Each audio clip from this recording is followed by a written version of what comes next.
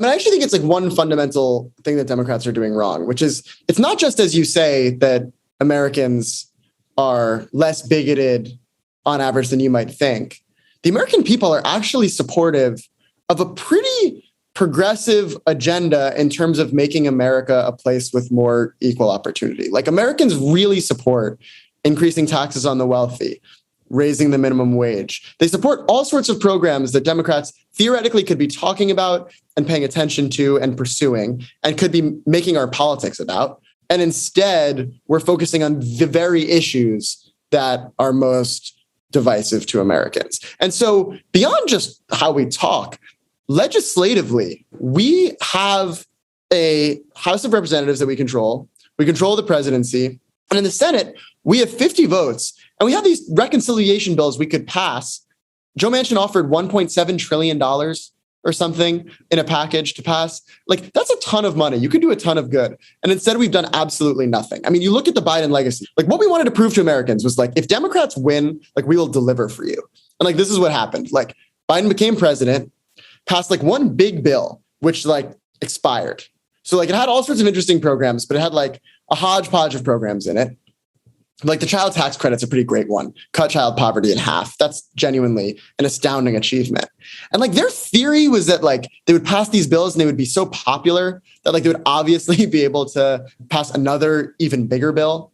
And like inflation happens, the appetite kind of goes away. Chuck Schumer then breaks his deal with Joe Manchin. Joe Biden, who ran as the guy who could go over to Congress and make deals with Republicans, that was his whole brand, decides to give up on that entirely, functionally taking Schumer's side and fighting for this giant package. And so instead of the $3.5 trillion package, instead of a $1.7 trillion package, we're at $0. We pass one kind of milquetoast infrastructure package. I don't know, there's some like roads and bridges and whatever that we'll build that are going to be significant and electrical charging stations. And it's like a pretty good bill. But all of the hallmark legislative achievements from Joe Biden are gone. Promised Americans that they would be paid more, and functionally have faced with inflation the biggest pay cut we have seen in generations. So like instead of raising the minimum wage, we essentially cut it by 8%, if you think about inflation, given that we've passed no legislative change. So you ask Americans, like, are you better off than you were 2 years ago? And like, it's a pretty tricky answer. Like all of the wind was at Joe Biden's back. Becomes president at the end of a pandemic. So like suddenly people can like do things again. Like that's an amazing advantage. Like suddenly people can go back to work. Like you could fix the economy again. And you have legislative majorities you could use to enact an agenda that actually helps the people.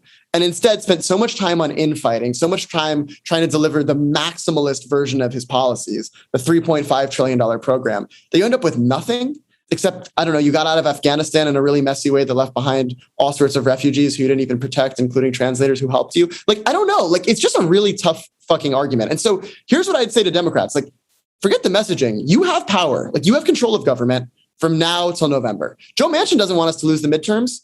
Kirsten Sinema doesn't want us to lose the midterms. That doesn't benefit anybody. Like we could pass an agenda. We have 2 reconciliation bills we could pass.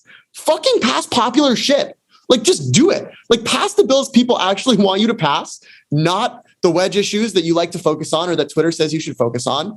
And then once you've done that, campaign on that agenda and keep building power and keep wielding the power that you've been using to deliver for the American people. It'll be much easier for Democrats to convince the public to admit DC and Puerto Rico as states if we demonstrated a modicum of competence or ability to actually have state capacity. And if we aren't, in the absence of that, I don't blame Americans for being like, fuck it. Like, I don't even care. And then you're going to have a low turnout election that ends up favoring the other party, even though substantively Americans are on our side and agree with us on far more things than they disagree with us with on. It is really just one of the most depressing state of affairs that I could possibly imagine 2 years into this presidency. And last point, but Democrats acting like this is normal, pretending everything's okay, that doesn't work. Like if you're in a relationship and there's like problems or whatever, and you just like shove them to the side, doesn't mean they're not there. Like America's just not that into you right now. Like the polls say that, it's obvious. Like people aren't excited about your agenda. Like change your ways or you're going to lose. And if you lose, you might lose forever. So you have power right now. Like wield it and do some good shit.